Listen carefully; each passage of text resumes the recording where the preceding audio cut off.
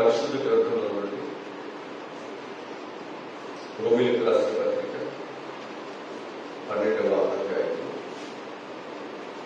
2వ వాక్యంలో మనం ఒకసారి చదివినట్లయితే, మీరు ఈ లోక మర్యాదను అనుసరింపక ఉత్తమమును అనుకూలమును సంపూర్ణమైన దేవుని చిత్తమేదో పరీక్షించి తెలుసుకున్నట్టు మీ మనసు మారి నూతన నోటు వలన రూపాంతరము పొందండి. ఈరోజు నేను మీకు జ్ఞాపకం చేస్తున్నాను, దేవుని పరిపూర్ణ చిత్తాన్ని మనం ఏం చేయాలన్నమాట తెలుసుకుని మనం ఏమన్నమాట రూపాంతరం చెందాలి. మనం తెలుసుకున్నప్పుడే మనలో మార్పు అనేది వస్తుంది. ఒక వ్యక్తి మంచివాడు ఉన్నప్పుడే మనకు మార్పు వస్తుంది. ఆ వ్యక్తి పట్ల ఆ వ్యక్తి మంచివాడు కాదు అనేటువంటిది మనం తెలుసుకున్నప్పుడు ఆ వ్యక్తితో మనం స్నేహ సంబంధాలు మనము చేయలేము. అట్లాగే దేవుని యొక్క పిల్లలు దేవుని పరిపూర్ణ చిత్తాన్ని మనం ఏం చేయాలంటే రక్షణ పొందిన తర్వాత పరీక్షించి మనము తెలుసుకోవాలి. దేవుని పిల్లలందరూ దేవుని యొక్క చిత్తాన్ని మనం కూడా పరీక్షించుకుని మనం తెలుసుకుని దేవుడి యొక్క చిత్తములు మనం ఏం చేయాలంటే చక్కగా మనము కొనసాగాలి. ఈరోజు మన విషయం ఏంటంటే దేవుని పరిపూర్ణ చిత్తాన్ని పరీక్షించి తెలుసుకోవాలి. క్రైస్తవులుగా మన జీవితాల్లో దేవుని పరిపూర్ణ చిత్తాన్ని పరీక్షించి తెలుసుకోవడానికి దేవుడు మనము ఏర్పాటు చేసుకుంటున్నాడు. ఏది ఉత్తమమో, ఏది నీకు యోగ్యమైనదో, ఏది నీకు మేలు కలుగు చేస్తుందో దాన్ని తెలుసుకోవాల్సిన బాధ్యత మన మీద ఉంది. దాన్ని తెలుసుకున్నప్పుడు నువ్వేం చేస్తావంటే నీకు మంచిది ఈ మార్గము అనుకుంటే నీవు ఆ మార్గంలో ఏం చేస్తావు, విడిచిపెట్టుకోకుండా ఆ మార్గంలో కొనసాగుతావు. ఈ మార్గంలో నాకు మంచిది కాదు అని నువ్వు అనుకుంటే ఆ మార్గం వైపు కన్నీకి వచ్చు. అక్కడ ఎన్ని ఆశీర్వాదాలు ఉన్నా ఆ మార్గము నాకు మంచిది కాదు, ఆ మార్గము నాకు అపాయకరమైనది అనుకున్నప్పుడు దాని వైపు వెళ్ళనే వెళ్ళాలి. అట్లాగే దేవుని పిల్లలుగా మనము దేవునితో సహవాసము, దేవుని బిడ్డలుగా మనం వెలగటము, మన ప్రార్థన జీవితం, మన వాక్యము దేవుడు చెప్పినట్టుగా నడుచుకోవటం అనేటువంటిది మనకు మంచిది అని మనం అనుకున్నప్పుడు మనం ఏం చేస్తామంటే ఖచ్చితంగా దేవుని యొక్క మార్గంలో ప్రయాణము చేస్తాం. అందుకే ఇక్కడ వాక్యం ఏమవుతుందంటే మీరు ఈ లోక మర్యాదలను అనుసరింపక. మనము దేవుని దగ్గరికి వచ్చిన తర్వాత లోక మర్యాదలలో, లోక సంప్రదాయాల్లో, లోక సంబంధమైనటువంటి జీవితాల్లోనే మనకు జీవితం ఉంటే మన ప్రభుని తెలుసుకోలేము. ప్రభు యొక్క మార్గము మనకు అర్థం కాదు. ప్రభుత్వం మనకు ఉన్నటువంటి ఆ ప్రేమ అనురాగాలు అనేవి బలపడలేవు. అందుకు ప్రభు ఏమంటున్నాడు అంటే మీరు ఈ లోక మర్యాదలను అనుసరింపక ఉత్తమమును అనుకూలమును సంపూర్ణమై ఉన్న దేవుని చిత్తమేదో పరీక్షించి తెలుసుకోవాలంట. మనం ఏం చేయాలన్నమాట దేవుని యొక్క ఉన్నతమైనటువంటి ఆ కృప ఎలాంటిదో అనేటువంటి దాని అంట మనం ఏం చేయాలంటే పరీక్షించి మనము తెలుసుకోవాలి. మరి దేవుడు ఉత్తముడు, అనుకూలమైన వాడు, సంపూర్ణమై ఉన్నటువంటి దేవుని యొక్క చిత్తం. దేవుని యొక్క చిత్తమైనది సామాన్యమైన కాదు. ప్రతి ఒక్కరికి ఒక చిత్తం అనేది ఉంటుంది. నేను దేవుడి మందిరానికి వెళుతున్నాను అంటే నా దేవుడు నన్ను దీవించాలి, నా దేవుడు నన్ను స్వస్థపరచాలి, నా దేవుడు నా పిల్లలకి మంచి జీవితాలు ఇవ్వాలి. ప్రతి ఒక్కరికి ఒక చిత్తం ఉంటుంది. మన పిల్లలు కడుతున్నామంటే మన పిల్లల పట్ల ఒక చిత్తం అనేది ఉంచబడుతుంది. మన పిల్లలు మన యొక్క చిత్తముల నుండి దాటిపోయి, మన పిల్లలు మన యొక్క ఆలోచన నుండి, మన ఉద్దేశాల నుండి పక్కకు వెళ్ళిపోయి, ఒకవేళ వారి యొక్క చిత్తాన్ని వారి ఆలోచనగా వారు చేస్తే తల్లిదండ్రులు మనకు ఎంత బాధ ఉంటుంది, మనం ఎంత నరకవేత పడతాం. అట్లాగే రక్షించబడిన మనము దేవుని యొక్క బిడ్డలుగా దేవుని యొక్క వచ్చినటువంటి మనము ఒక పాపిగా ఉన్న నిన్ను నన్ను కూడా దేవుడు నమ్మి ప్రేమించి తన బిడ్డగా దేవుడు ఏర్పాటు చేసుకుని మరి మన పట్ల కూడా దేవునికి ఒక చిత్తం ఉంటుందిగా, దేవునికి ఒక ఉద్దేశం ఉంటుందిగా. ఒక వస్తువు కొనుక్కున్న తర్వాత మనకు ఒక ఉద్దేశం ఉంటుంది కదా, దాన్ని జాగ్రత్తగా వాడుకోవాలని, అది నా పని కొరకు అది చక్కగా ఉపయోగకరంగా ఉండాలని. అట్లాగే దేవుడి యొక్క బిడ్డలుగా దేవుడి మనల్ని ఏర్పాటు చేసుకున్న తర్వాత దేవుడికి కూడా మన పట్ల ఒక ఉద్దేశం అనేది ఉంటుంది.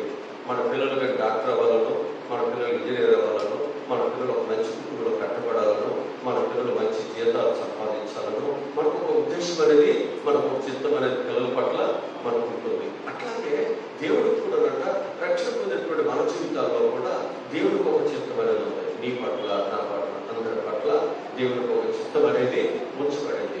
ఆ చిత్తంలో మనందరం కూడా జాగ్రత్తగా మంచిగా కానీ ఆయన ఆలోచన ప్రకారంగా, ఆయన ఉద్దేశ ప్రకారంగా, ఆయన యొక్క వాక్యం ప్రకారంగా, ప్రార్థన జీవిత ప్రకారంగా మనం కట్టబడినట్లయితే, మనం చక్కగా నడవగలిగినట్లయితే దేవుడు తన చిత్తాన్ని నీ పట్ల, నా పట్ల అయినా నువ్వు ప్రవర్తన ఉండాలి, నువ్వు పైబడి ఉండాలి, నువ్వు పరిశుద్ధులుగా ఉండాలి, నీ సాక్ష్యం బాగుండాలి, నీ వాక్యానుసారంగా కట్టబడాలి, దేవుడు చూపించిన మార్గంలో నడవాలి, కుడి ఎడమలకు తప్పిపోవటానికి వీలులేదు. అప్పుడు నేను నిన్ను ఉన్నతమైన వాడిగా నీకు ఏదైతే ఇస్తానన్నానో అవన్నీ నేను ఎక్కిస్తాను. ఆ ఆశీర్వాదాలను నేను ఎక్కిస్తాను, ఆ దీవులను నేను ఎక్కిస్తాను. కనుక తండ్రి యొక్క చిత్తంలో మనం లేకుండా మన చిత్తంలో మన ఆలోచనలుగా మనం వెళ్ళినట్లయితే ఆ దీవులు మనము పోగొట్టుకుంటాం. అందుకే అక్కడ ఏమంటున్నాడు అంటే, పరిపూర్ణమై ఉన్న దేవుని చిత్తమేదో పరీక్షించి తెలుసుకున్నట్లు. దేవుని యొక్క చిత్తంలో నడిచి మనము, దేవుని యొక్క చిత్తంలో మనము ప్రయాణం చేస్తున్నట్టు మన జీవితాలు ఏం చేయబడాలి? పరీక్షించబడాలి. నీ జీవితం పరీక్షించబడకపోతే, ఆ పరీక్షలో నీ యొక్క జీవితం అనేది ఉంచకపోతే, నీవు నెక్స్ట్ మరొక జాబ్ కానీ, లేక మరొక క్లాసు కానీ, లేక ఒక ఉన్నతమైనటువంటి ఆశీర్వాదాలు కానీ వెళ్ళడానికి అవకాశం లేదు. పరీక్ష అనేటువంటిది నీ యొక్క జీవితాన్ని, నీ యొక్క పరిస్థితులను మార్చివేసేది, నీకు ఒక ఆశీర్వాదాన్ని తీసుకొచ్చాయి. మనం అనుకుంటాం పరీక్ష అంటే శ్రమలు కదా, పరీక్ష అంటే కష్టం కదా, పరీక్ష అంటే ఇబ్బందులు కదా, పరీక్షతో నేను పాస్ అయిపోవడం అయితే బాగుంటుంది. కరోనా లాగా, కరోనా వచ్చినప్పుడు ఏం చేశారు? అందరూ పాస్ అయిపోయారు. అట్లా మనం కూడా ఏంటంటే పాస్ అయిపోవాలి, అన్నింటిలో మనము ఆశీర్వాదాలు సంపాదించుకోవాలి. మాకు శ్రమలు కష్టాలు ఏమి వద్దు, ఈ పరీక్షలు ఇవన్నీ మాకు అవసరం లేదు. మానవుడి యొక్క జీవితాల్లో మనిషి ఏమైపోతున్నాడు అంటే, దేవుడి యొక్క చిత్తము వద్దు, నాకు సుఖవంతమైన జీవితం కావాలి, నేను అనుకున్నది అలా జరిగిపోవాలి, నేను అనుకున్నది దేవుడు చేయాలి. దేవుడు అనుకున్నది కాదు, నేను అనుకున్నది దేవుడు చేయాలి. నేను ఎలా ఉన్నా పర్వాలేదు, నేను ప్రార్థన చేస్తే దేవుడు స్వస్థత ఇవ్వాలి. నా బ్రతుకు ఎలా ఉన్నా పర్వాలేదు, నేను చేస్తున్న ప్రతి పని నాకు ఆశీర్వాదకరంగా మారాలి. ఇది మనం కోరుకున్నది. ప్రభు ఏమంటాడంటే, నేను పరిశుద్ధులు కనుక మీరును, అది దేవుడి చిత్తం. నా తండ్రి ఏ విధముగా ఆయన అప్పగించిన పనులను నేను చేస్తున్నాను, అలాగే నేను కూడా మీకు పనులను అప్పగిస్తున్నాను. మనం కూడా చేయాలి ఆ పనులు.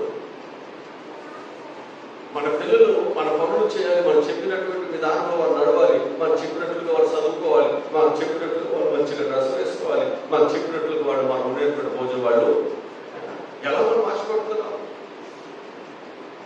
అట్లాగే దేవుడికి కూడా మన పట్ల ఒక ఆలోచన అనేది ఉంచబడింది. ఆ చిత్తము అనేటువంటి దానిలో అక్కడ ఏమంటాడంటే, సంపూర్ణమునై ఉన్న దేవుని చిత్తమేదో పరీక్షించి తెలుసుకున్నట్లు మీ మనసు మారి నూతన వంతు వలన రూపాంతరం.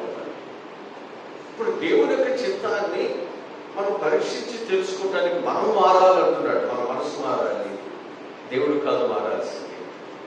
దేవుడి యొక్క చిత్తం కాదు మారాల్సింది. మారాల్సింది ఎవరు అంటే మనం మారాలి.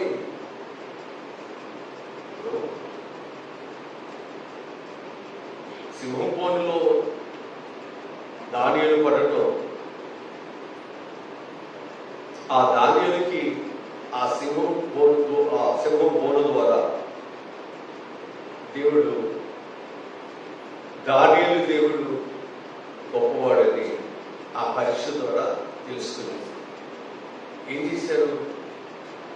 దానియేలుకి దేవుడు ఒక ప్రమోషన్ని ఆ రాజుగారికి ఇచ్చాడు. బబులోను దేశంలో ఉన్నటువంటి ప్రధానుల్లో, ముగ్గురు ప్రధానుల్లో దానియేలుని ప్రథముడుగా ఆయన ఆశీర్వదించాడు.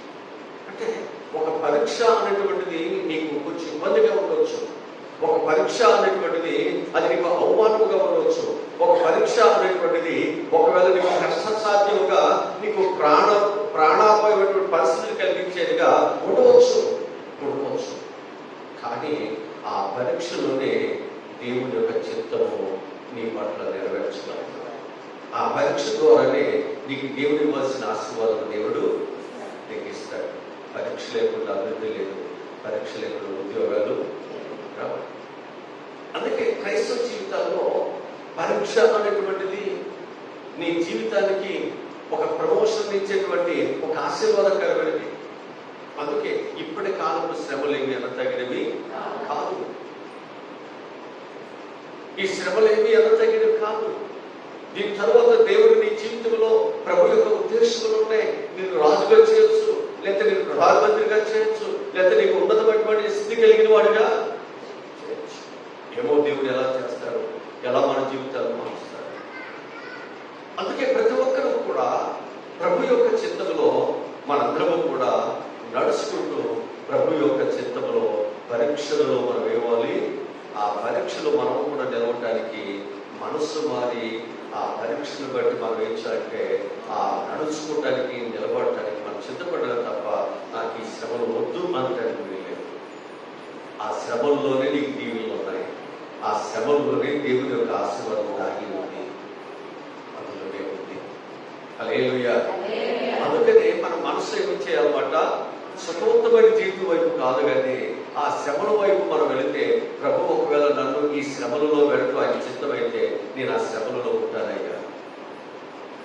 ఈ కరువులో ఉండటం నీకు చిత్తమైతే ఈ కరువులో నేను ఉంటానయ్యా. ఈ కరువులో నన్ను చేయించుతాడు, నన్ను పోషిస్తావు.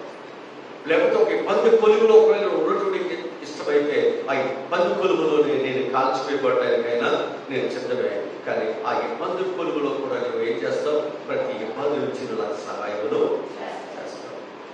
అంతే విశ్వాసం యొక్క జీవితం అంటే మన మనసు మారి ప్రభు ఏదైతే చెప్తున్నాడో ఆయన ఏమైతే ఆయన ఉద్దేశం ప్రకారం మనం నడిపిస్తున్నాడో మనం ఏం చేయాలంటే ఆ ప్రకారం మనము నడుచుకోవడమే దేవుని చిత్తం. అలా మనము నడుచుకోవడానికి దేవుడు మనల్ని ఏర్పాటు చేసుకున్నాడు అనే విషయాన్ని మనందరం కూడా తెలుసుకొని మనసు మారిన నిజమైనటువంటి క్రైస్తవులుగా మన జీవితాలు ఉండాలి. నిజమైన క్రైస్తవులుగా మన జీవితాలు ఉంచుకోవాలి. వాక్యం నుంచి ఇంకా అనేక విషయాలు నేను నేర్పిస్తాను. ఇది చాలా ప్రాముఖ్యమైనటువంటి విషయంగా నేను మీకు జ్ఞాపకం చేస్తున్నాను. ఈ నోబెల్ రాసిన 2వ అధ్యాయంలో దేవుని పరిపూర్ణ చిత్తాన్ని అర్థం చేసుకోవడం గురించి చాలా స్పష్టంగా బైబిల్ మనకు బోధిస్తూ ఉంటుంది. ఈ నోబెల్ రాసిన పత్రికలో ఈ 12వ అధ్యాయం 2వ వచనంలో చెప్తున్నటువంటి మాట మనం మరొకసారిగా మనం జాగ్రత్తగా చదివితే, మీరు ఈ లోక మర్యాదలను అనుసరింపక ఉత్తమమును అనుకూలమును సంపూర్ణమైన దేవుని చిత్తమేదో పరీక్షించి తెలుసుకున్నట్లు మీ మనసు వారి నూతన మౌటి వద్ద అప్పుడు మనకు పాత్రమైనది మన జీవితాల్లో వస్తుంది. మన మనస్సు మార్పును బట్టే దేవుని చిత్తానికి మనం లోబట్టును బట్టే మన జీవితాల్లో మార్పు అనేది మన జీవితాల్లో చూడగలుగుతాం. ఎందుకంటే ప్రతి ఒక్కరూ కూడా మనందరము కూడా దేవుని యొక్క చిత్తములో మనం నడుచుకోవడానికి దేవుడు మనం ఏర్పాటు చేసుకున్నాడు కనుక ఆ యొక్క ఏర్పాట్లు మనందరం కూడా ప్రయాణము మనం చేయవలసినటువంటి అవసరం మనం ఏమొచ్చుకోండి. బైబిల్ మనం చెప్తున్న మాట ఏంటంటే, మీ జీవితం కొరకు పరిపూర్ణమైనటువంటి దేవుని యొక్క చిత్తం ఒకటి ఉంది. మన పట్ల దేవుడికి ఒక పరిపూర్ణమైనటువంటి చిత్తం ఉంది. మన పట్ల ఉందా? దేవుడి చిత్తం ఉందా మన పట్ల? నీ పిల్లల పట్ల నీకు ఒక చిత్తం ఉంటుందిగా, ఉంటుందా? మన ఊరికి కర్రీ వదిలేస్తామని మన పిల్లల పట్ల మనకు ఒక ఉద్దేశం ఉందిగా, ఉంటుంది కదా. అట్లాగే ఖచ్చితంగా దేవునికి కూడా మన పట్ల ఒక ఉద్దేశము ఉంది కాబట్టి ఆయన మనం ఏర్పాటు చేసుకున్నాడు. ఇది మనం ఎప్పుడు మర్చిపోకూడదు. దీనిలో మాట ఏమిటంటే, మీరు తిరిగి జన్మించిన సమయం నుండి, అంటే మీరు రక్షణ పొందినటువంటి రోజు నుండి, మీరు మీ జీవితాన్ని క్రీస్తుకు అప్పగించినటువంటి క్షణం నుండి, భూమి మీద మీకు నియమించబడినటువంటి దినాల అంతం వరకు కూడా దేవునికి ఒక ఆలోచన ప్రతి ఒక్కరి మీద ఉంది. ఎవరిని వ్యర్థంగా సృష్టించాల, ఎవరిని వ్యర్థంగా దేవుడు ఈ భూమి మీద నిలబెట్టాల. ప్రతి వారి పట్ల దేవుడికి ఒక ఉద్దేశం అనేది ఉంచబడింది. వీడు గుడ్డివాడికి ఎందుకు పుట్టాడు అంటే వీడు దేవుణ్ణి మహిమపరచాలి. రాజు ఎందుకు చనిపోయాడు, వ్యాధి ఎందుకు వచ్చింది, లేక ఎందుకు చనిపోయాడు అంటే ఇతడు మరణం ద్వారా దేవుణ్ణి మహిమపరచాలి. కనుక దేవుడు గుడ్డివారిని మోసకాల చేతులు గలవారిని అందరూ కూడా దేవుడిని గుర్తించాడు. వారందరినీ మన ఏం చేస్తున్నాడు, దేవుడు బాగు చేసి దేవుని మహిమలో దేవుని ఘనతను ఆయనే సంపాదించుకుంటున్నాడు. కనుక మనము ఒకవేళ మన జీవితాల్లో ఒకవేళ మనం ఒక బలహీనుడిగానో లేదా ఒక బలహీనమైనటువంటి కుటుంబంలోనో ఒకవేళ మన యొక్క జీవితాల్లో ఒకవేళ ఉంచబడాలని అనుకున్నట్లయితే అక్కడ మనం ఉండి దేవుని యొక్క చిత్తము కొరకు మనం ఏం చేయాలి, కనిపెట్టుకునే ప్రార్థనలు మనం చేయాలి. ప్రభువా నీ చిత్తమైతే ఈ అగ్నిగుండము నేను ఇష్టమైతే ఇక్కడ నేను ఉంటానయ్యా. ఒకవేళ నీ చిత్తమైతే నేను ఇక్కడ ఉన్న ఈ అగ్ని నన్ను ఏమీ చేయదయ్యా. అదే మనము దేవుని చిత్తానికి మనం లోపడతాం. మన మనస్సు మారి మన రూపాంతరంలోనికి రావడం ఏంటంటే, దేవుడు నాకు అన్యాయం చేశాడు అనే దానికి బదులు నా దేవుడు నా చేయి విడిచిపెట్టడు. నేను శ్రమంలో ఉన్నా నా దేవుడు నా చేయి విడిచిపెట్టడు. నేను అగ్నిగుండంలో ఉన్నా నా దేవుడు నా చేయి విడిచిపెట్టేవాడు కాదు. ఆయన ప్రేమ కలిగిన వాడు. ఆ మనస్సు మారాలి, మనం ఆ మనస్సు రావాలి. లేకపోతే మనకి ఏమొస్తుందంటే, దేవుడు నేను ఇంత ప్రార్థన చేస్తున్నాను, నాకెందుకు ఇన్ని కష్టాలు రావాలి, నేను ఎందుకు ఇన్ని కష్టాలు పాలవ్వాలి, అందరూ బాగుంటున్నారు కదా, రాబోతులు బాగుంటున్నారు, విగ్రహార్థులు బాగుంటున్నారు, దేవుని మందిరానికి రానటువంటి వారు బాగుంటున్నారు, లోకంలో ఉన్నటువంటి వారందరి యొక్క కుటుంబాలు చక్కగా సంపాదించుకుంటున్నారు, నా కుటుంబానికి నాకే ఎందుకు ఈ దరిద్రత, ఎందుకు మేము ఇన్ని శ్రమలు, మాకెందుకు ఈ బాధలు, మాకెందుకు మా పిల్లలు మా కుటుంబం ఎందుకు ఇంకా మేము ఈ దరిద్రతను మేము ఎదుర్కొంటున్నాము. మనకి ఏమనిపిస్తుంది అంటే, మనస్సు మారినప్పుడు దేవుడి యొక్క చిత్తాన్ని, దేవుడి యొక్క మార్గాన్ని, దేవుడి యొక్క ఆశీర్వాదాన్ని ద్వేషిస్తే మనకు తెలియదు మనకి. అందుకే అంటాడు, తండ్రి వీరేం చేస్తున్నారో వీరు ఎరుగురు కనుక వీరిని క్షమించున్నాయి. వారికి తెలియదు దేవుడి యొక్క చిత్తం యొక్క, వారికి తెలియదు దేవుడు ఎందుకు వచ్చాడు, వారికి తెలియదు దేవుడు వారి యొక్క జీవితాల్లో ఏమేమి చేయబోతున్నాడు వారికి తెలియట్లేదు. వారు చాలా మంది యొక్క జీవితాల్లో దేవుడి యొక్క చిత్తమును మనం ఏం చేస్తున్నామంటే వ్యతిరేకిస్తున్నాం. దేవుడి యొక్క చిత్తమును మన యొక్క జీవితాల్లో అదొక కష్టముగానో అదొక అన్యాయముగానో, దేవుడు ఏదో నాకు అన్యాయం చేశాడు అన్నట్లుగా భావించి మనం ఏం చేస్తున్నామంటే దేవుడి యొక్క చిత్తమునకు లోపడకోకుండా, మనసు వారి రూపాంతరం చెందకుండా మన శత్రులుగా మన జీవితాలు ఆగిపోతున్నాయి. వారి పట్ల ప్రతి తల్లిదండ్రులకి బిడ్డల పట్ల ఎలాంటి చిత్తం ఉందో, రక్షణ పొందిన నీ పట్ల కూడా దేవుడికి ఒక చిత్తం అనేది ఉంది. నీవు ఎప్పుడైతే ఆయన చిత్తానికి తల ఉంచుతావో, ఆయన యొక్క చిత్తమును నా పట్ల జరిగించునైనా అని నువ్వు ఎప్పుడైతే నీవు దేవుడికి సమర్పణ చేసుకుంటావో, ప్రభు నీ పట్ల ఆయన చిత్తాన్ని జరిగించడం ప్రారంభిస్తాడు. ఆయన చిత్తం నీ పట్ల జరిగించడం ప్రారంభిస్తాడు. ఆయన చిత్తం ఎలా ఉంటుంది అంటే అంత పోలబాటుగా ఉండదు. ఆయన చిత్తం ఎలా ఉంటుంది అంటే, నేను ఒక ఆశీర్వాదకరమైన జీవితంలోకి నేను నడిపిస్తాను అని దేవుడు పిలిచినప్పటికీ కూడా మనకు కొన్ని ఆటంకాలు, కొన్ని అభ్యంతరాలు, కొన్ని పేదరికాలు, కొన్ని శత్రువులు, మనం ద్వేషించేవారు, మన మీద అసూయపడేవారు, రకరకాల ఎన్ని మన యొక్క జీవితాల్లో ఆ మార్గాలు మనకు ఎదురవుతాయి, అన్ని ఎదురవుతాయి. అవన్నీ ఎదురైనప్పటికీ కూడా దేవుడు ఏం చేస్తాడు, వాటన్నిటి నుంచి మనం దాటిస్తాడు. వాటన్నిటి నుంచి దేవుడు మన కాలు చెక్కబడకుండా, మా కాలు జారిపోకుండా దేవుడు ఏం చేస్తాడు మనలో.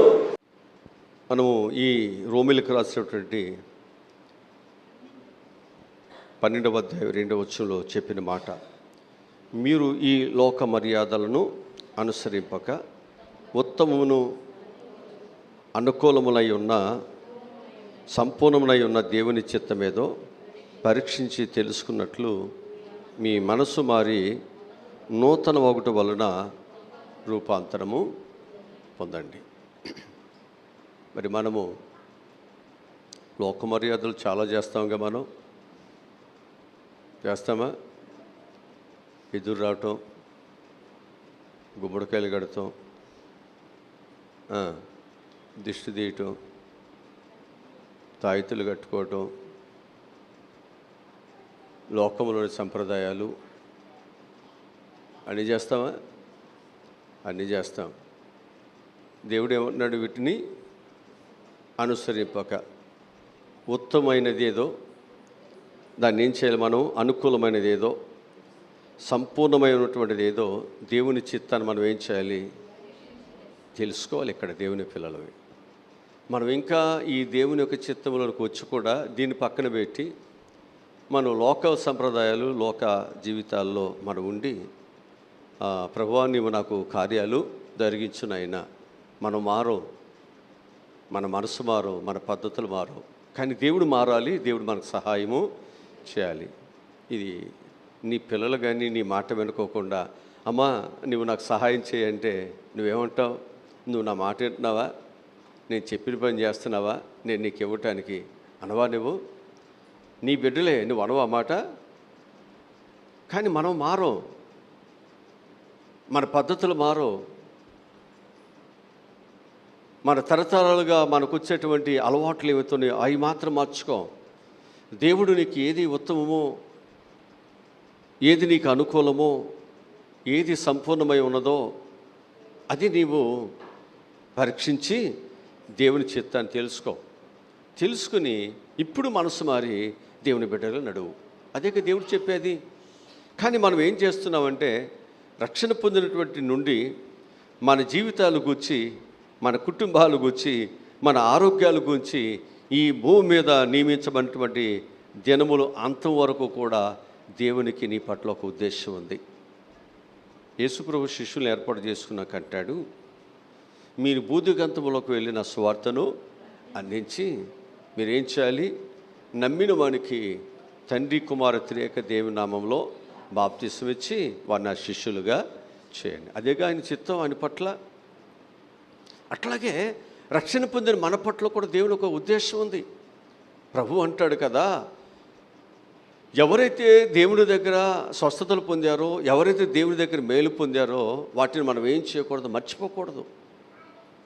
కన్న వాటిని గూర్చి, విన్న వాటిని గూర్చి మనం చెప్పకుండా, ఆయన సాక్షులుగా మనం ఉండకూడదు. ఇది మనం చేయాలి, ఇది మన బాధ్యత, ఇది మనం నెరవేర్చాలి. కానీ మనం ఏం చేస్తున్నాం అంటే మనం దేవుని సాక్షులుగా మనం ఉండం. లోకములో అనేకమైన అబద్ధమైన వాటిలో, రకరకాల వాటిలో మన జీవితాలు వెళ్ళిపోతున్నాయి. కనుక దేవుని యొక్క చిత్తము అనేటువంటిది నీ కుటుంబంలో నీ బిడ్డల పట్ల నీ ప్రార్థన అనేటువంటిది నెరవేర్చబడాలంటే ముందు మనం ఏమవ్వాలి? దేవుని చిత్తాన్ని నెరవేర్చడానికి మనసు మార్చుకుందాం, మన బ్రతుకు మార్చుకుందాం, మన ఆలోచనలు మార్చుకుందాం, మన జీవితాన్ని దేవునికి సజీవ యాగముగా మన సమర్పణలు మనం చేసుకుందాం. అప్పుడు దేవుడు మీ జీవితం యొక్క ప్రతి వివరణానికి ఒక సంపూర్ణమైనటువంటి ప్రణాళికలను, ఒక సంపూర్ణమైనటువంటి నమూనాను దేవుడు సిద్ధపరుస్తాడు. నువ్వు దేవుని యొక్క చిత్తములోనికి ఎప్పుడు వచ్చి నడుస్తున్నావో నీ పట్ల దేవుడు ఒక ప్రణాళికలు, ఒక నమూనా, ఒక ఉద్దేశాలైనా చక్కగా ఆయన ఏర్పాటు చేస్తాడు. ఆయన ఏర్పాటు ఎలా ఉంటుంది అంటే ప్రతి వారికి ఒక మేలు చేయాలి, ప్రతి వారి యొక్క జీవితం ఒక మేలుకరముగా ఉండాలి. ఆ విధముగానే దేవుడు మన యొక్క జీవితాన్ని మారుస్తాడు తప్ప వేరే విధంగా మన జీవితాలను ఎప్పుడు కూడా అయినా మనలను నమ్మించి మోసం చేయవాడు మాత్రం కాదు అని చెప్పి నేను మీకు జ్ఞాపకం చేస్తున్నాను. మనం ఎక్కడ జీవించాలో, మీరు ఎవరిని పెళ్లి చేసుకోవాలో, మీరు ఏమి చేయాలో, ఈ భూలోకంలో మనం ఏమేమి పనులు చేసుకుంటూ వెళ్ళాలో, మనం ఎటువంటి శోధలు ఎదుర్కోవాలో, ఎటువంటి కష్టాలు అనుభవించాలో, మన శరీరంలో ఎలాంటి శ్రమలైన బాధలైనా మనం ప్రవేశించినప్పుడు కూడా తట్టుకోవాలో, అలాగనే సంఘము, మన శరీరం అటువంటి సంఘములో ఎటువంటి పరిచర్యను మనము జరిగించాలో, మనం ఎలాంటి ప్రార్థన చేయాలో, మన ద్వారా ఎలాంటి సాక్ష్యం కావాలో, మన ద్వారా ఎలాంటి దేవుని పరిచర్య కొరకు మనం ఇక్కడ వాడబడాలో, ఇవన్నీ కూడా మన యొక్క జీవితాల్లో దేవుని యొక్క ప్రణాళికలో ఒక భాగమే. దేవుడు ఆ విధంగా ఏం చేస్తాడు అంటే, రక్షణ పొందిన తర్వాత ఒక ప్రణాళికబద్ధముగా దేవుడు నీ జీవితాన్ని దేవుడు నడిపిస్తూ ఉంటాడు. మనమే తొందరపడకూడదు. ఇప్పుడు మనకి ఏదైనా ఒక వ్యాధి వచ్చింది అనుకుందాం, డాక్టర్ దగ్గరికి మనం ఏం చేస్తాం, మన వ్యాధి నిమిత్తమై మనం వెళతాం. ఆ డాక్టర్ గారు ఏం చేస్తాడు, మనం పరీక్షించి మనకు కొన్ని ట్యాబ్లెట్లు ఇచ్చి ఈ ఒక వారం వాడండి అని చెప్పి పంపిస్తాడు. ఆ వారం వాడిన తర్వాత మనం వెళతాం. వెళ్ళిన తర్వాత ఎలా ఉందమ్మా అంటే, ఏమి వాడినా కానీ ఉపయోగం ఏమీ లేదండి అని అన్నప్పుడు మళ్ళీ ఏం చేస్తాడు, ఇక నా దగ్గర ఏమి బాగుపడవమ్మా వెళ్ళిపోండి అంటాడా? మళ్ళీ ఏం చేస్తాడు, మళ్ళీ కొన్ని ట్యాబ్లెట్లు ఇస్తాడు, మళ్ళీ వేసుకుని అని చెబుతాడు. అంటే దేవునికి మన పట్ల ఏముంది అంటే ఒక ఆలోచన ఉంది. నువ్వు స్వస్థత పొందాలి, నువ్వు బాగుపడాలి, నీకున్నటువంటి ఆ నీరసము, ఆ పరిస్థితులు ఏమవుతున్నాయి అవన్నీ పోవాలి. అందుకే డాక్టర్ ఏం చేస్తున్నాడంటే, నీకు ఏది అనుకూలమో అది వచ్చేంత వరకు కూడా మెడిసిన్ మారుస్తూ ఉంటాడు. అప్పటి వరకు మనం ఏం చేయాలి, డాక్టర్ ఇచ్చే మెడిసిన్ని వాడాలి అంతే. అది ఒకేసారి తగ్గేదేమీ కాదు. అది క్రమక్రమంగా ఏమవుతుంది, నీలో ఉన్న వ్యాధిని తీసివేస్తుంటుంది. అట్లాగే దేవుని యొక్క చిత్తంలోనికి మనం ఎప్పుడైతే వస్తున్నామో, దేవుడు కూడా ఏం చేస్తున్నాడు అంటే, నీ జీవితంలో నీకు ఎలా నీ జీవితం ఒక ఆశీర్వాదకరంగా ఉండాలో ఆ విధముగా దేవుడు క్రమక్రమముగా నీ జీవితాన్ని ఒక ఆశీర్వాదకరమైన జీవితంలోనికి దేవుడిని నడిపిస్తాడు. ఆయన నడిపించేంత వరకు, ఆయన మనకు ఒక ఆశీర్వాదకరమైన స్థితి మనకి ఇచ్చేంత వరకు కూడా మనం ఏం చేయకూడదంటే, దేవుని పాదాలు విడిచిపెట్టవద్దు, దేవుని వాక్య నడిపింపులో మనం తొలగిపోవద్దు, దేవుని బిడ్డలుగా మనం జీవితాన్ని జీవించవలసినటువంటి దానిని విడిచిపెట్టవద్దు. దేవుడు నాకు అన్యాయం చేశాడని ఆయన మీద మనం సనగవద్దు, ఆయన మీద గొనగవద్దు. నీకు ఏ స్థితి కావాలో ఆయనకి తెలుసు. ఏ స్థితి నుంచి మళ్ళీ నిన్ను ఏ స్థితిలోకి తీసుకువెళ్ళాలో కూడా ఆయనకి తెలుసు. ఒక గొర్రెల కాపరికి ఉన్నటువంటి తనకంటే ముందు వరుసలో అన్నలందరూ కూడా గొప్ప ఉద్యోగస్తులుగా ఉన్నప్పుడు దావీదు ఎప్పుడు కూడా మా అన్నలకి ఇలాంటి స్థితి ఇచ్చావు, నాకేంటి స్థితి అని దేవుని మీద ఎప్పుడు సనగలేదు. ఎప్పుడైతే తన స్థితిని బట్టి దేవుని స్తుతిస్తూ, పాడుతూ, కొనియాడుతూ, దేవుని మహిమపరుస్తూ, ఆయనకి ఇష్టమైన వాడుగా తన జీవితం కొనసాగుతూ వచ్చిందో, దేవుడు తన స్థితిని మారుస్తూ, క్రమక్రమముగా మారుస్తూ, తన అన్నల కంటే ముందు వరుసలో దీవించబడిన వారందరికంటే కూడా దావీదుని ఎత్తైన స్థితిలోనికి తీసుకువెళ్ళాడు. ఈరోజు నేను అంటున్నాను, నీ స్థితి ఒకవేళ దేవుడి దగ్గర రాకమునుపు వేరేగా ఉందేమో. నీవు దేవుని చేతిలోకి నీ స్థితిని పెట్టిన తర్వాత, నీవు దేవుని నమ్ముకున్న తర్వాత, దేవుడు నాకు సహాయమును చేస్తాడని నీకు విశ్వాసం ఉన్న తర్వాత, దేవుడు నీకు సహాయం చేసేంత వరకు కూడా ఆ నమ్మికను, ఆ విశ్వాసతను విడిచిపెట్టొద్దు. మీరు ఎప్పుడు విడిచిపెట్టొద్దు. దేవుని యొక్క చిత్తములో నువ్వు నడవటమే. దేవుడు చెప్పినటువంటి ప్రణాళిక ప్రకారం మనం నడుస్తూ ఉన్నప్పుడే ఆయన ప్రణాళిక మన పట్ల నెరవేర్పుగా ఉంటుంది.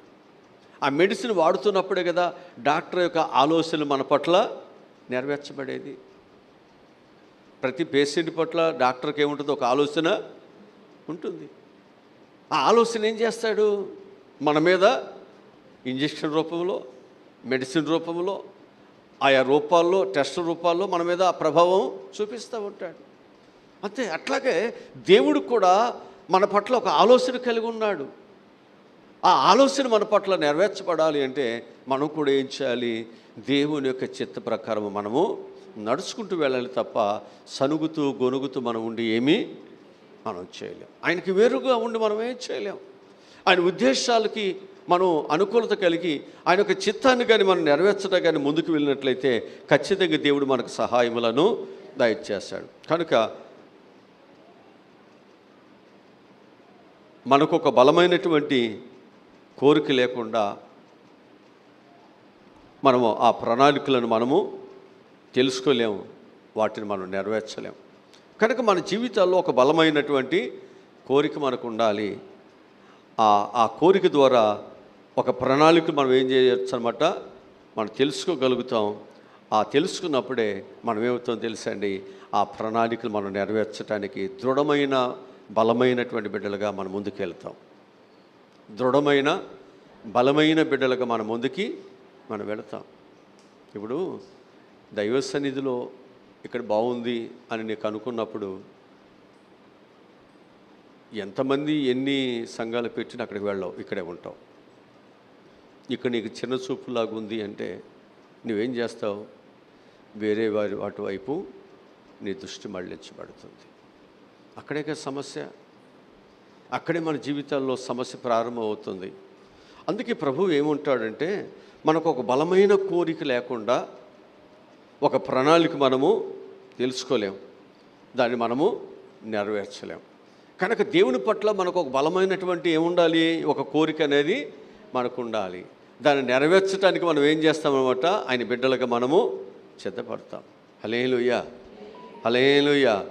కనుక ఆయన యొక్క ప్రణాళిక చొప్పున మనం నడవటానికి దేవుడు ఎవరిని ఆయన ఎప్పుడు కూడా బలవంతము చేయడు.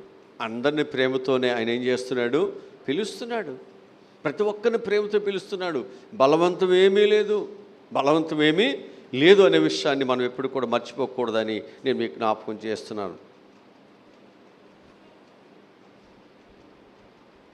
ప్రజలు పరలోకానికి వెళ్ళటానికి కూడా ఆయన వారిని బలవంతం పెట్టాడు.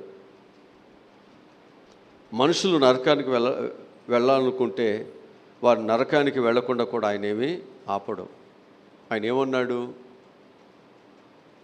పరలోక మార్గం, నరక మార్గం రెండు ఇచ్చాడు. నీకు ఏది మేలో, నీకు ఏది ప్రయోజనమో వాటిలో నడవండి అన్నాడు. నీకు ఒకవేళ నరక మార్గమే బాగుంది, లోక మార్గమే బాగుంది అనుకోండి, వెళ్ళమంటాడు. లేదు నాకు పరలోక మార్గమే బాగుంది అని అనుకుంటే ఆ పరలోక మార్గంలో వెళ్ళమని నీకు కావాల్సిన సహాయం దేవుడు నీకు చేస్తాడు. కనుక మన యొక్క జీవితాలలో లోకములో అనేకమైనటువంటి ఉన్నప్పటికీ కూడా నీకు ఏది మంచో ఏది చెడో తెలుసుకునే జ్ఞానము దేవుడు నీకు ఇచ్చాడు.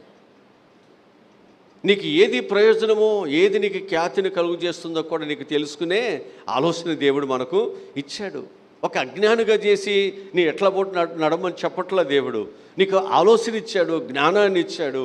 అందరికంటే కూడా ఉన్నతమైనటువంటి తెలివితేటలు దేవుడు మనకు ఇచ్చాడు. ఇప్పుడు ఈ ప్రకారముగా మనం ఏం చేయాలి అంటే జాగ్రత్తగా నడుచుకోవాల్సిన బాధ్యత మన మీదే ఉంది. మనం అనుకోవచ్చు ఈ రెండు మార్గాలు లేకపోతే ఒక మార్గమే పెట్టవచ్చుగా.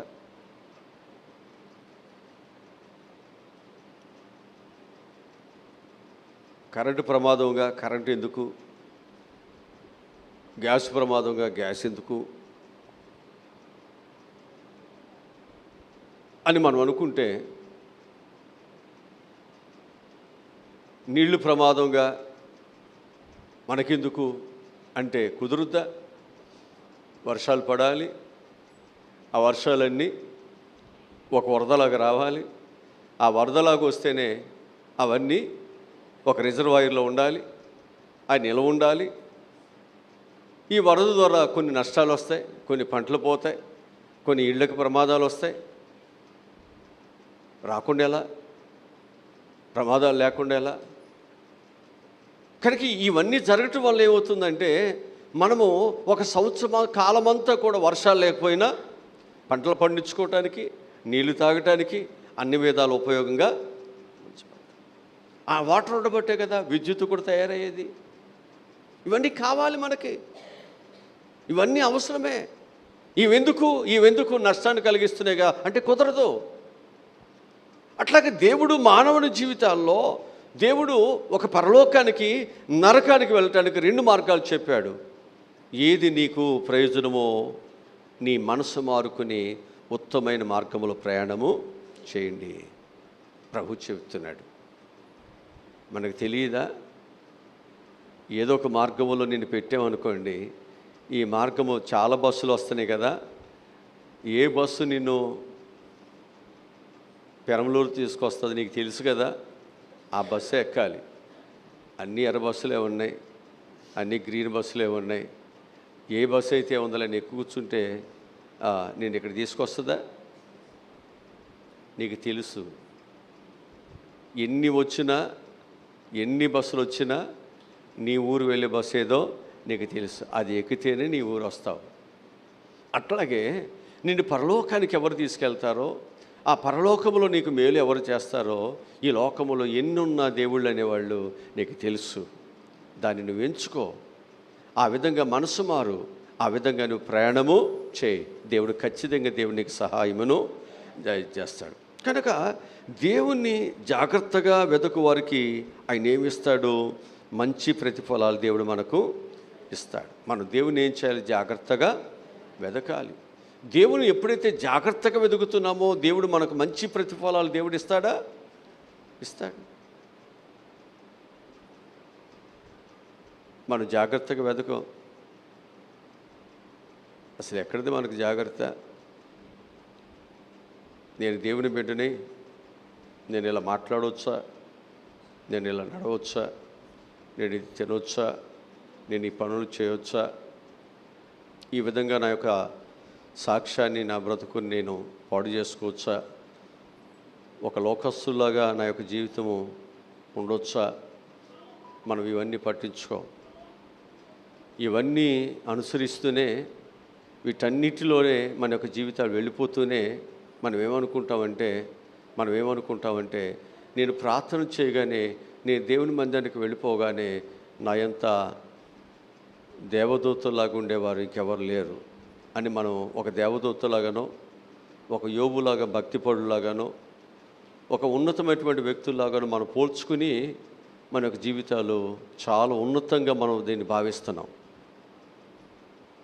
కానీ మన యొక్క జీవితాలు మాత్రం మార్చుకోవట్లేదు, మన ఆలోచనలు మార్చుకోవట్లేదు. కానీ ప్రభు ఏమంటున్నాడు అంటే, మీ మనస్సు మారి రూపాంతరము చెందండి. మనస్సు మారకుండా, రూపాంతరము చెందకుండా దేవుని చిత్తాన్ని మనం భయముతో, వణుకుతో ఎలా చేయగలుగుతాం? అంటే ఒక రక్షణ అనేటువంటిది ఒక దైవ సన్నిధిలోకి మనం నడిపించబడిన తర్వాత, ఆ దైవ సన్నిధిలో మనం రక్షణ మార్గం నడుస్తున్న తర్వాత మన జీవితాల్లో ఏముండాలి అంటే మార్పు అనేది మనలో ఉండాలి. ఆ మార్పు అనేది లేకుండా నువ్వు ఎన్ని సంవత్సరాలు నువ్వు ఇలాగే ఉన్నా నీకు ప్రతిఫలాలు ఏమీ రావు. ప్రతిఫలము అనేటువంటిది నీ జీవితంలో దేవుని పరిపూర్ణ చిత్తాన్ని మనం చేయాలి. దేవుని యొక్క పరిపూర్ణమైనటువంటి చిత్తాన్ని మనము చేయాలి. అప్పుడు దేవుడు మనకు సహాయమును ఆయన చేస్తాడు. అప్పుడే మన యొక్క భవిష్యత్తును దేవుడు మంచిగా ఆయన దీవిస్తాడు. అప్పుడే మన యొక్క జీవితంలో నీకు ఏమి ఇవ్వాలనుకున్నాడో దేవుడు దానిని 100% దేవుడు దానిని నెరవేరుస్తాడు. నువ్వు జాగ్రత్తగా చేయాలి. కొన్నిసార్లు మనము ఈ రోజు మంచిది కాదు, ఆ రోజు మంచిది కాదు, అది మంచిది కాదు, ఇది మంచిది కాదు, మనం వెళ్ళం. నువ్వు వెళ్ళవు. ఏం చేస్తావు?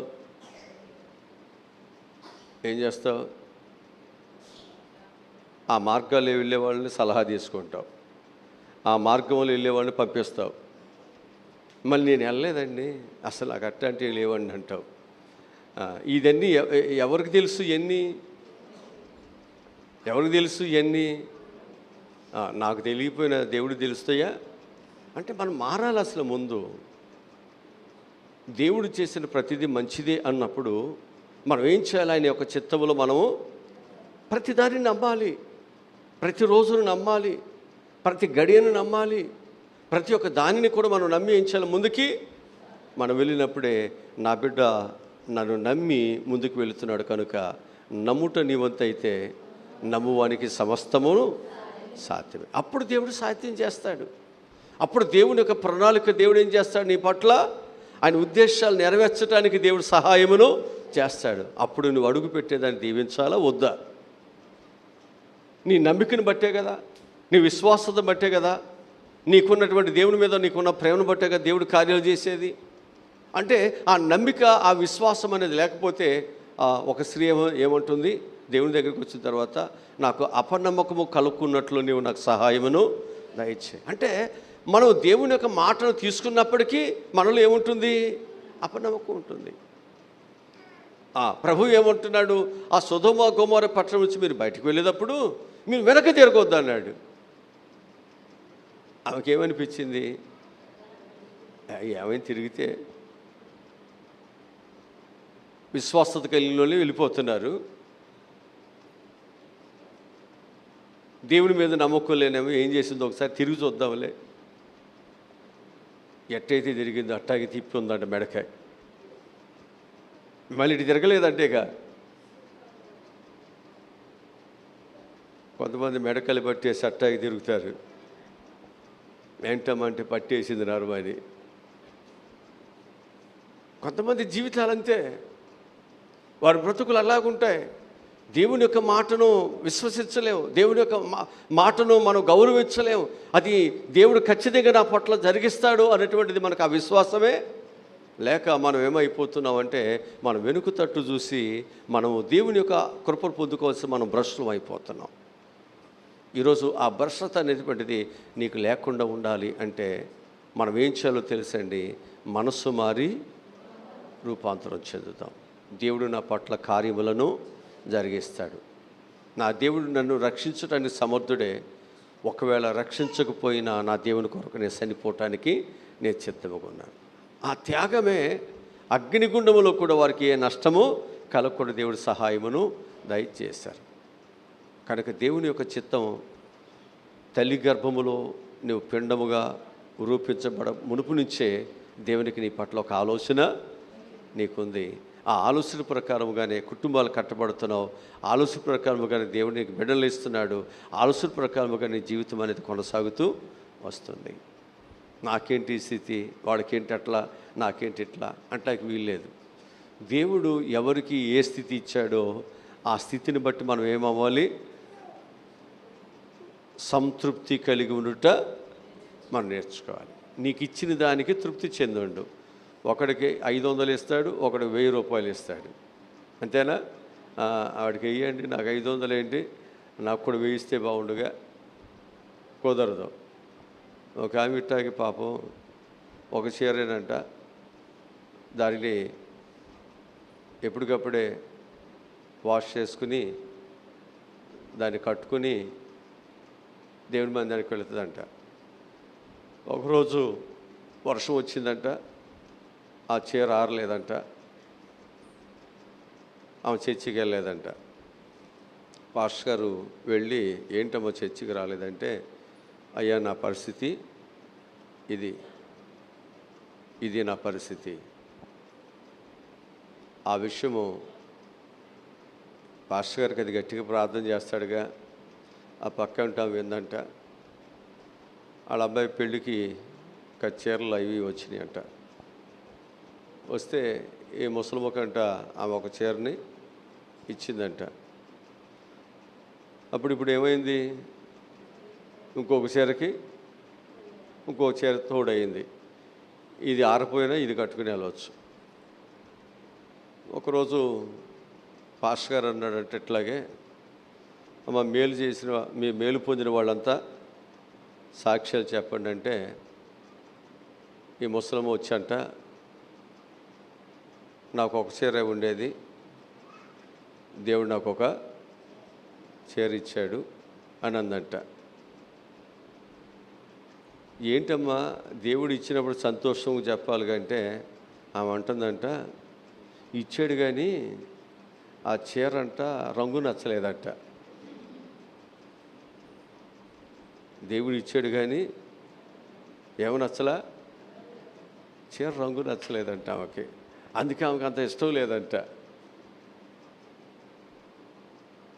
ఇదే కదా ఇంటి వెనకలకి వెళ్ళి జానామూరు వేసుకునేది. ఏమి లేదులే, ఎంతో కొంత దేవుడు మేలు చేశాడని దేవుని స్తుతించాలిగా. ఒక రంగు నచ్చలేదంట, అందుకే చెప్పాలి కాబట్టి చెప్పిందంట. చాలామంది జీవితాలు ఇదే. మనకి ఎన్ని మేలు చేసినా ఏముంది అన్నట్లుగా మన జీవితాలు వెళ్ళిపోయి మనం ఏం చేయలేం, సాక్ష్యాలు చెప్పలేకపోతాం. అది చెప్పినా కానీ అంత ఇష్టంగా ఉండదు. హల్లెలూయా, హల్లెలూయా. కనుక మన జీవితాల్లో ప్రభు అంటున్నాడు, ఏది నీకు ఉత్తమమైనదో, ఏది నీకు అనుకూలమైనదో మనం ఏం చేయాలంట? పరీక్షించి తెలుసుకుని మనసు మారి రూపాంతరము అప్పుడు దేవుని యొక్క దీవెన మన మీదకి వస్తుంది. ఆ విధంగా మనందరం నడుచుకోవడానికి దేవుడి అవకాశాన్ని దేవుడు మనకు ఇచ్చాడు. తల్ల ఉంచండి, చిన్న ప్రార్థన చేసుకుందాం. నా జీవితాల్లో రక్షణ పొందినప్పటికీ మన ప్రాచీన స్వభావం మారిందా? మన అలవాట్లు మార్చుకున్నామా? మన స్నేహాలు మారినాయా? మన పనులు మారినాయా? మన ఉద్దేశాలు మారినాయా? ఇంకా మనం అలాగే ఉన్నామా? ఎలా ఉన్నాం? మన పరిస్థితులు ఎలా ఉన్నాయి? ఒక్కసారి మనల్ని మనం పరీక్షించుకుని ఉత్తమమైన దానిలోనికి మనం మార్చబడదాం. ఉత్తమమైనది దైవ సన్నిధి అని తెలిసినప్పటికీ ఆ ఉత్తమమైనటువంటి దైవ సన్నిధిలో మనను పరీక్షించుకోలేకపోతున్నాం. దేవుని యొక్క చిత్తాన్ని వెతకలేకపోతున్నాం. దేవుని యొక్క చిత్తము కొరకు మనం నల్లకొట్టుకోలేకపోతున్నాం. దేవుని యొక్క చిత్తము నా పట్ల నెరవేర్చబడేంత వరకు నేను ఆయన పాదాలని విడిచిపెట్టను. కన్నీరైనా, బాధలైనా, అప్పులైనా, ఒకవేళ ఖడ్గమైన, ఉపద్రవాలైనా, ఏదైనప్పటికీ కూడా నేను క్రీస్తు బిడ్డగానే, దేవుని బిడ్డగానే నా కాలాన్ని ముగిస్తాను, నా బ్రతుకును ముగిస్తాను. నేను లోకస్తులాగా, విశ్వాసత లేని వారిలాగా, భయభక్తులు లేని వారిలాగా నేనున్నాను. నా దేవుడు నా పట్ల కార్యాలని చేస్తాడు. నాకు తెలుసు నా దేవుడు నా పట్ల కార్యాలని చేస్తాడు. ఆ విధానాన్ని ప్రభా మేమందరము కూడా మా మనసులో కలగట సహాయములను దయచేయండి. ఈ పిల్లలందరి మీద మీ అభిషేకం ఉంచండి. ఈ కుటుంబాల మీద మీరు అభిషేకం ఉంచండి.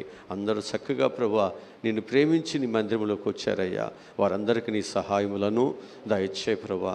మేము ఎంతవరకునైనా దేవుని చిత్తములో ఉన్నాం, ఎంతవరకు దేవుని చిత్తమును కొరకునైనా మనసు మారి రూపాంతరం చెందుతున్నాం, ఎంతవరకు దేవుని యొక్క చిత్తము నా పట్ల మంచిగానే ఉంది. ఒకవేళ కష్టమైనప్పటికీ కూడా నా దేవుడు నన్ను మరణానికి అప్పగించట్లేదు. నేను వ్యాధులుతున్నప్పటికీ నన్ను దేవుడు మరణానికి అప్పగించట్లేదు. నా జీవితంలోనైనా అప్పులు ఉన్నప్పటికీ, లేకపోతే కష్టార్జితము అనేక విధాలుగా నష్టమైనప్పటికీ నా బిడ్డలకు భోజనం ఏమి తగ్గలేదు, నా కుటుంబంలో నా పిల్లలకి ఏమి తగ్గలేదు. నా బిడ్డలకి ఏమి కావాలో నా బిడ్డలకు అనుదినము దేవుడు సహాయమును దయచేస్తూనే ఉన్నాడు. ఈరోజు నేను పేదవాడుగా ఉన్నప్పటికీ కూడా, నాకు ఏ అవసరత వచ్చినప్పటికి కూడా ఆ అవసరతను నా దేవుడు తీరుస్తున్నాడు. అవును ప్రభా, మేమందరం చక్కగా దేవుని పిల్లలుగా ప్రభా, నా అవసరతలు, నా అక్కర్లు, నా ఇబ్బందులు, నా కన్నీరు నా దేవుడు తొడవగలనేటువంటి విశ్వాసంతో మేమందరం కూడా సాగిపోవటానికి మీరు మాకు సహాయములను దయచేయండి. పరిపూర్ణమైన నమ్మిక, పరిపూర్ణమైనటువంటి విశ్వాసమునైనా మా అందరికి కూడా దయచేసి మా పిల్లలందరిపైనైనా నీ ప్రత్యేకమైనటువంటి కృపతో మంచిగా ప్రభా మనసు మారి రూపాంతరం చెంది దేవుని పిల్లలకు మేము నడుచుకోవటం సహాయములను దయచేయి. ఎవరినో ప్రభా మేము మోసం చేయాలని కాదు, ఎవరి కొరకు మేము భక్తి చేయటం కాదు, ఎవరి కొరకు మేము దేవుని సన్నిధికి రావటం కాదు. నా దేవుడు ఉత్తమును అనుకూలములై ఉన్న దేవుని యొక్క చిత్తం. మంచివాడు నా దేవుడు, మంచి కార్యాలు చేస్తాడు, స్వస్థత కార్యాలు చేస్తాడు, నా కన్నీరు తుడుస్తాడు, నా బాధలన్నీ తీరుస్తాడు. ఆయన నా చేయి విడిచిపెట్టేవాడు కాదు అన్నటువంటి మంచి సదుద్దేశంతో మేమందరం సాగిపోట సహాయములను దయచేయమని రేపు జరిగేటువంటి నాయన ప్రభు బల ఆరాధనలో నీ పిల్లలుగా ప్రభా మమ్మల్ని మేము పరీక్షించుకుని తెలుసుకుని, ఇది దేవుని యొక్క శరీరం అని, ఇది పరిశుద్ధమైనదని, ఇది దేవుని యొక్క రక్తమని, ఇది పరిశుద్ధమైనదని వివేచిస్తూ మేము తినచ్చు త్రాగుతూ దేవుని మహిమపరచాలి. అలా వివేచించుకోకుండా దీనిని ఒకవేళ తిను త్రాగువాడు శిక్షకు పాత్రుడని వాక్యం చెబుతూ ఉంటాం. కనుక ప్రభా మేమందరం చక్కగా నీ మాటలన్నీ మేము విని దేవుని పిల్లలకు మేము సాగిపోట సహాయములను దయచేయమని యేసు నామములో ఈ మనవులు ఈ ప్రార్థనలు అడిగి పొందుకుని ఉన్నాము తండ్రి. ఆమేన్. ఆమేన్. మన పరమ తండ్రి అని దేవుని ప్రేమ, మన పరమరక్షకున్నటువంటి యేసుక్రీస్తు వారి యొక్క దైవకృప, పరిశుద్ధాత్మని నిత్యాదరణ, కాపుదల, భద్రత సదాకాలము తోడై ఉండునుగాక. ఆమేన్. ఆమేన్.